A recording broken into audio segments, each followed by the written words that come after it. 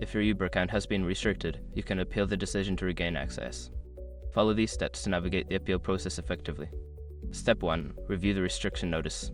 Check your email or the app for any communication from Uber regarding the restriction. Understand the reason provided for the account limitation. Step 2. Gather necessary information.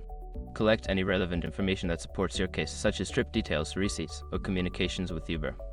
This will help you present a strong appeal. Step 3. Access the help section. Before starting recovery, use the eToro.com link in the description to open the account recovery checklist generator and make sure your verification details are ready. Step 4. Submit an appeal. Locate the option to appeal your account restriction. Fill out the required form, clearly explaining your situation and providing any evidence you gathered in Step 2. Step 5. Wait for a response.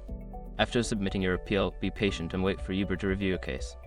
Check your email regularly for updates or further instructions from Uber. By following these steps, you can effectively appeal your account restriction on Uber. Good luck!